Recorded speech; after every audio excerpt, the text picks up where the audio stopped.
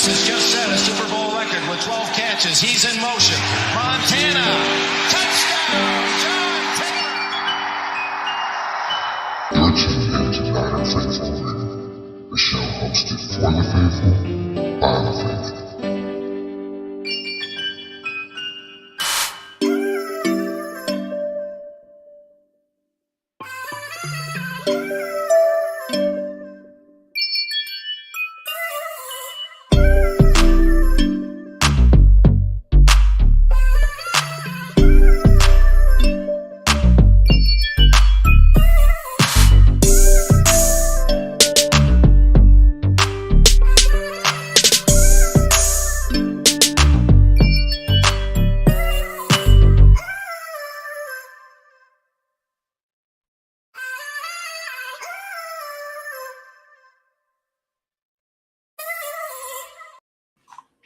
Talofa Faithful, how's everybody doing? And welcome to the Niner Faithful Radio Week in Review Show. It's me, CaptNiner, coming at you this evening as we're going to do just like every other week, or excuse me, every other, why did that just change all of a sudden? What in the world's going on here?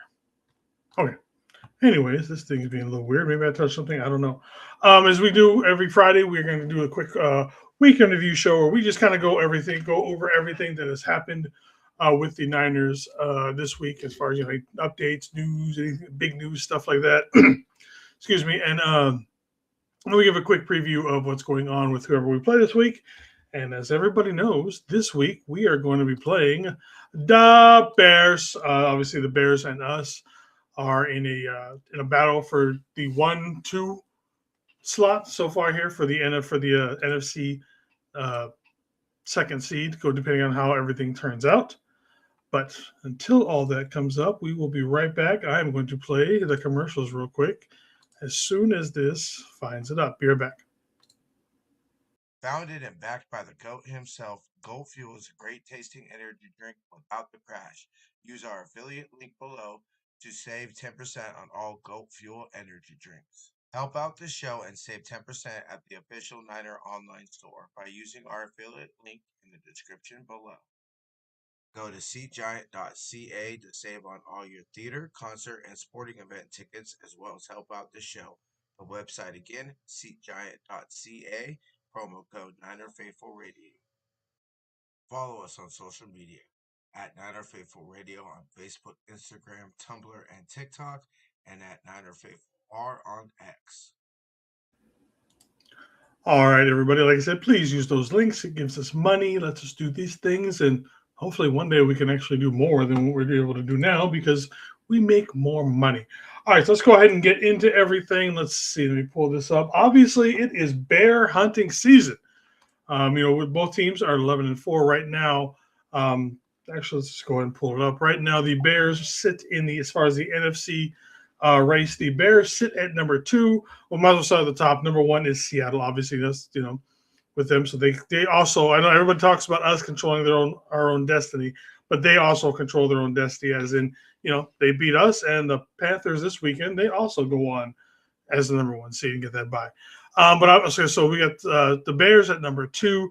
Number 3 right now would be Philadelphia, and then number 4 would be Carolina. I was mistaken when I put something out earlier this week, and then I put out that no matter what, that this is the actual seeds. I was wrong on that. I thought that no matter what, Carolina was in, but apparently Carolina and Tampa Bay could still flip out, but I don't believe they are going to be. Either one of them is going to jump over the 4 seed. So again, that's my bad on that one. So as things sit right now, which again, we've only got 2 weeks left in the NFL season. It has been a hell of a long time, hasn't it? Seattle will stay home. They will get with that number 1 bye. The second seed Chicago will be facing Green Bay for the 3rd time this year, because obviously that is an inter-division rival. The 3rd seed Philadelphia, they will be hosting the Los Angeles Rams. And then with the 4th seed, we would be going to Carolina. And honestly, I like any of these the bottom 2 matchups. We'll see how things go when it comes to the Bears. Excuse me. But going to Philadelphia and or going back to Carolina again this year, I'm good with both. That said, we also control our destiny. It's kind of funny how the 1st and 5th seed kind of have to, like, no matter what Chicago does, they don't control their own destiny. No matter what Philadelphia, the Rams, or anybody else does, the only two teams that control their destiny right now, as far as getting that one seed, it's going to be us and the Seahawks. Either team wins out. There's a couple of things here. If we end up with the same record, I do believe Seattle wins out on that one because of like some point differentials and stuff like that. But so they've got tiebreakers on us. But otherwise, we just have to beat them. We just have to beat the Bears and them. But pretty much that's it, and we're going. All right. Oop, that is the wrong button I just pushed on that one. Let me go over here. All right, talking about from the big stories from the week. Obviously, we are playoff bound. Thank you for us beating the Colts that put us in there. We also let in like 4 teams. We let in like the Steelers, the Colts, and somebody else all at the same time. So again, we are going to the playoffs no matter what. It could be a crazy, crazy situation. If we end up getting for the first seed and we go all the way to the Super Bowl, that means we do not leave our home stadium at all. No one has to go. We don't have to spend time in a hotel. We're not jumping around from stadium to stadium, flying between between games. When it comes to like just the regular playoffs or anything like that, we are at home. Obviously, with the Super Bowl being home as well. That's like I said, we're home, and that's going to be kind of a huge thing coming up later. Especially like say you get later into the year, and you have things like like with the playoff, or if you're going to the Super Bowl. Instead of spending a week or almost 2 weeks in a hotel or anything like that, you're spending it at home. That's got to be much more comfortable on the guys. I'm curious, though, because you do want to get away from distractions and all that kind of stuff. Would like the final 3 days, like say the Thursday, Friday, Saturday before the game, would we get away? Would we get to put the guys up in a hotel just to put all the family stuff behind them? Like you've been home the whole time. You are comfortable. But would they call on something like that just to get them to focus on that, or would be home being just relaxing them more? I'm kind of curious how that would go and what everybody else thinks about that. Okay, then as far as the injury report, which we will get to here in just a second, as you can see on there, it says I'm tired, so I'm kind of blowing through this a little fast tonight. But then again, I always do when I do solo shows. There's been a lot of them lately. Both Ricky Pearsall and George Kittle are questionable to return. Right now, it looks like Ricky was a full participant and everything, so he's working his way to returning this Sunday night against the Bears. And so far, George has not practiced. Don't expect George to practice, throughout the weekend and walk through or anything like that. Like me and a bunch of other people have been saying, it's going to come down to a pain management issue with Kittle and his mid to lower ankle sprain. How much is he going to be able to put on that? How, is he going to hurt himself further if he goes on there? So it's like, it's probably might be a really good thing that we're playing Sunday night. Like if we were playing an early game, maybe George doesn't have the entire day to get out, stretch that ankle a little bit more, get it a little bit more loose, have the training, just that a little last second thing might, little Mr. Miyagi, last second kind of a healing situation. So, but overall, if you were to have to tell me that you could only pick one person for this team, who's better? And I think the obvious question or the obvious answer would be George. But at the same time, even with everything that George does, George goes over the middle, George is blocking, all that kind of stuff we know that George does. This offense is also on another gear when Ricky is playing. Now, we've also seen at times where George has caused or has been able to get this team into that extra gear as well. But there's just some kind of a connection that Ricky and Brock have to where it's just like I said, he's a perfect fit for this offense. We can go back and argue whether or not he was worth the first round draft pick. I do believe at this point that is irrelevant. He is one of the perfect pieces for this offense. The only issue I have with him is his availability part where he's getting injured. But that's not to say anything about his fit as far as how he goes with this team. This offense is expanded and gets longer because of the way he's able to get separation, get the ball down the field, all that kind of stuff. He has what the other guys are missing, whether it be Kendrick Bourne, DeMarcus Robinson, Juwan Jennings, obviously. You could have said maybe, with BA and being different. Obviously, BA is a completely different beast when he was playing at his top form compared to some of these other guys. But that said, if I was to say the better of the team, I think it would be George. In fact, I know it would be George, for my opinion. But curious what everybody else thinks about that. Let's see.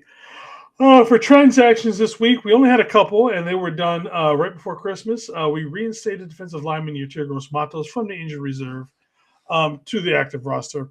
And then also we are promoted Eli Apple and the linebacker Eric Kendricks from the practice squad to the actual active roster. And the reason why we are doing that, if we look over here on the injured report and the practice report, Eli Apple is because Renardo Green is out and he will not be playing once again come this Sunday. That means Darrell Luda Jr. will be your starting quarterback besides Diamador Honor. And to be honest, as someone who has been pretty down on Darrell Luda Jr., I've had to eat a little bit of crow this year, and the fact that I think he's done very, very well. Just took him a while to get into shape, or however, not get into shape, but to find his footing. Again, last week he had a 90 PFF grade against the run, which was third best among starting cornerbacks in the NFL last week. Had some good plays on special teams. Like I said, pass coverage, still a little bit iffy, had some issues, especially in the first quarter, but that maybe could have been a testament to the fact that we did not see the offense from the Colts that we were expecting. We were expecting a run-heavy offense, and they came out and threw the ball, and it kind of shocked everybody.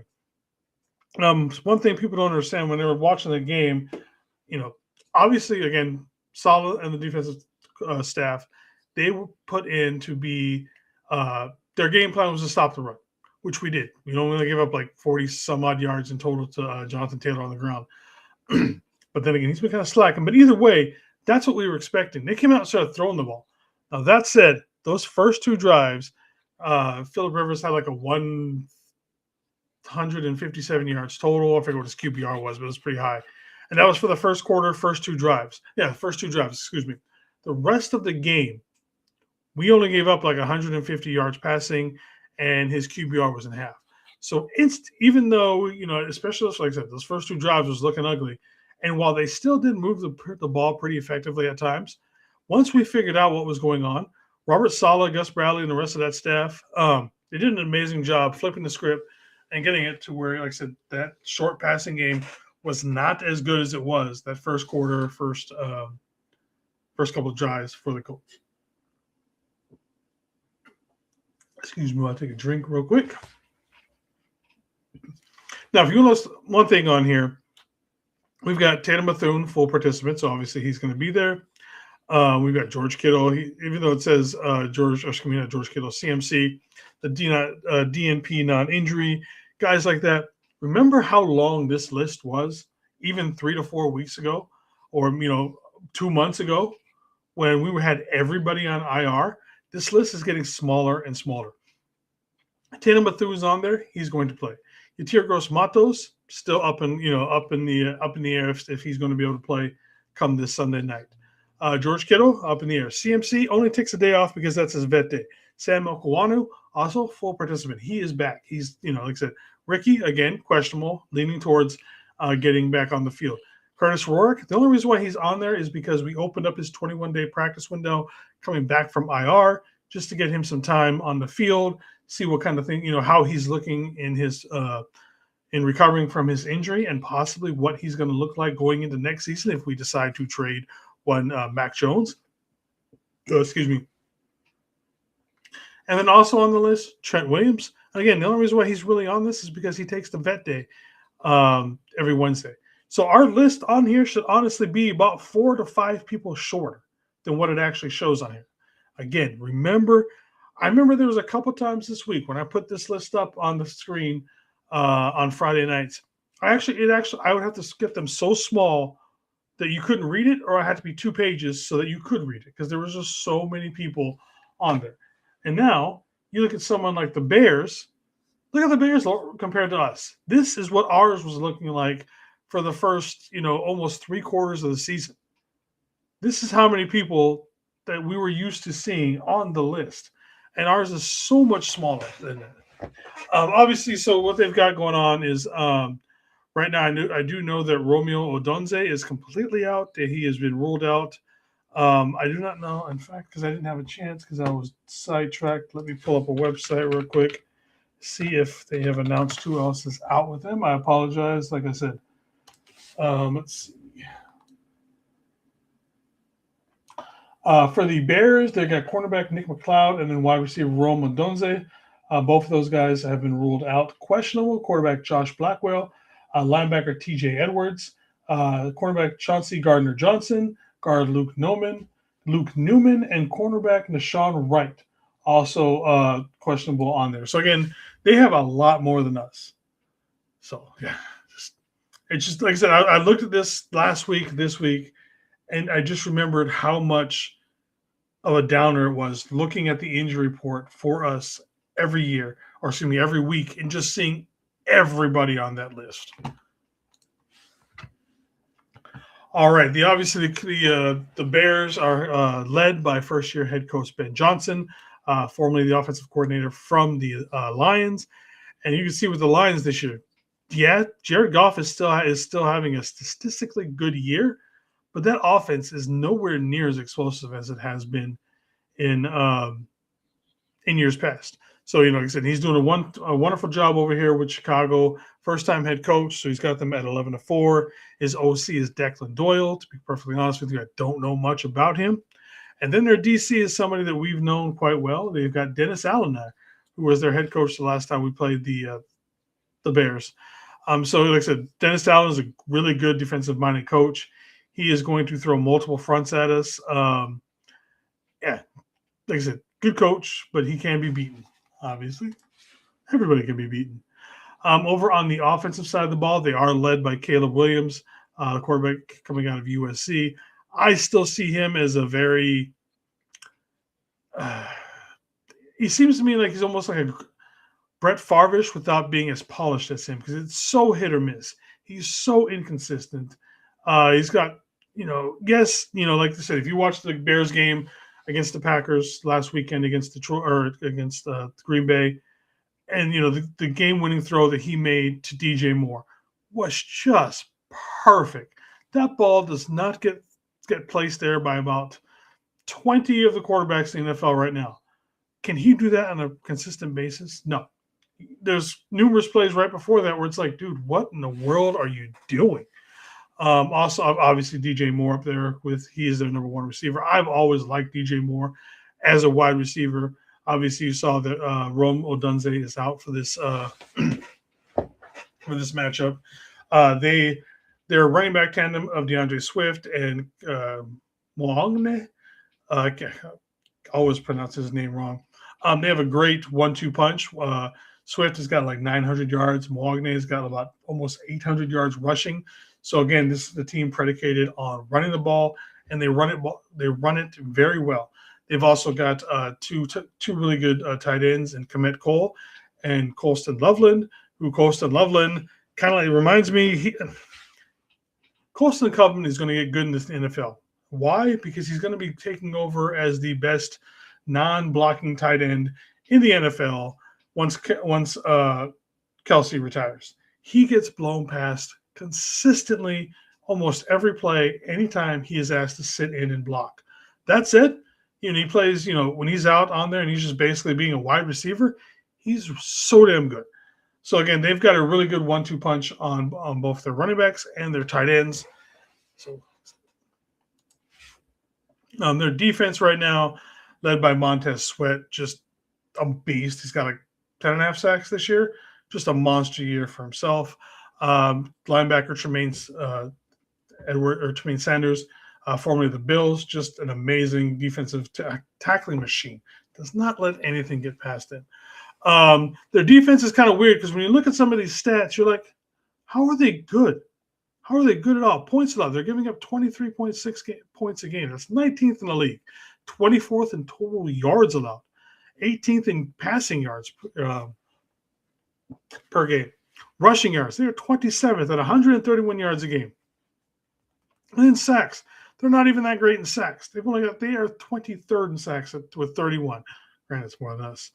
But Where they're really good at interceptions. First, 21. This defense can be ran on. It's good. It's a very opportunistic defense in that they're getting turnovers and then really good field position. Hence the reason why if we go back to the offensive side of the ball, points per game, 10th. Why? They're always in good field position. Total offensive yards, also 6th. They're moving the ball pretty good. Passing yards, 17th. Rushing, 2nd. Time of possession, 4th. So again, this is a team that's going to hold on to the ball, and then with good field position, they're going to run it, get a play or two in the passing game, and then throw deep. That's kind of, and then, move the ball again, take up time on the clock, and just rinse and repeat over and over and over. And that's just how they've won their games this year. All right. As far as fantasy football, let's see. We've got automatic starts for me. If you have them on your team, obviously Purdy, CMC, Kittle. Don't know, right? Since he is still technically questionable, they went ahead and put him up. It's got him at 15 points if he plays. Juwan Jennings is at 12, and Pearsall is still at 9. Again, probably with those numbers, it's because he's still questionable. I would automatically start Purdy and CMC in pretty much any league, and Kittle. I would actually go, if Kittle was healthy, I'd go with him. Jennings and Pearsall, I would start as a 3rd/4th wide receiver flex kind of a player, just because if they're there, they're going to get the touches. Jennings is, he'll get his big plays, he'll get his touchdowns, and Pearsall, if he plays, he'll probably go off. Over on the other side, I would definitely start Swift, and then I would definitely start DJ Moore, especially with Rome Odunze out for this game. He's going to get his set of carries. Managage, I'd start him. Again, depending on how deep your roster goes and if you're having injuries. And again, flex position. Personally, I would not start Caleb Williams. Again, he's too inconsistent. He can have a great game, or he can throw a few interceptions, or just not throw anything at all, but rely heavily on the running game. So we'll see how that looks for fantasy football, but definitely Purdy and CMC and Kittle you're starting. As far as the betting situation goes, I still can't. I'm still blocked with everything. Right now, the over-under is 52.5 points. I'm actually going to take the over on that. I think this is going to be a high-scoring game because I think both teams are going to run the ball and be able to score on each other. And then right now, the Niners are favored to win by 5.5 points. Again, I would also take the over on that one as well. And now to one of the favorite parts of this is some of the favorite celebrity, famous fans of the other team. Obviously, the best one on here, Bill Murray, one of the funniest men of all time. Tim Duncan, also a huge Bears fan. Apparently, I read something that he made a Spurs flight not take off so that he could sit there in the concourse and watch the end of a Bears game. I'm assuming it was a playoffs game. And so it sat there for like an extra almost an hour or so while the game was on there because he's like, I'm not leaving until I see the end of this game. Obviously, all-time great NBA legend Dwayne Wade, Ashton Kutcher and his wife Mila Kunis, which I kind of think she's a fan since, it's such a big thing of his. And then my personal favorite is you have the royalty coming out of the wrestling world. You have huge Chicago Bears fan in Seth freaking Rollins and his wife, one Becky the Man Lynch. And again, I'm just going to say that I believe that she is also now a big fan of the team simply because that is something she picked up for him. One thing of note, if you look at the bottom picture of Seth Rollins, that is the outfit that he wore to the 2019 Royal Rumble, which he did win, which is, if you look at it, inspired by a Bears uniform. Funny thing to also think of, remember, the Niners have had a few guys on the team currently and very recently on the team that were big Bears fans. One, Robbie Gould, big Bears fan. Jimmy G, big Bears fan as well. And I was sitting there reading up that George Kittle grew up being as a fan of the Bears. So yeah, just, little things like that. It's kind of cool to look at some of our favorite, who celebrity fans are of each team. All right, everybody, that's all I've got for you for tonight. We're going to go ahead and get up and out of here. Don't forget that on Sunday, I will be doing my play-by-play watch along party. I'll be doing it on the YouTube for both here on my channel and over on Niner Faithful Radio.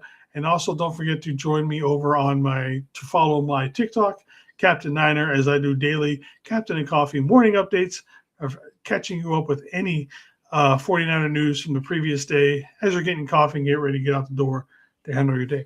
All right, everybody, that's all I've got for you guys today. Y'all have a great weekend, and we'll see you Sunday evening. One love.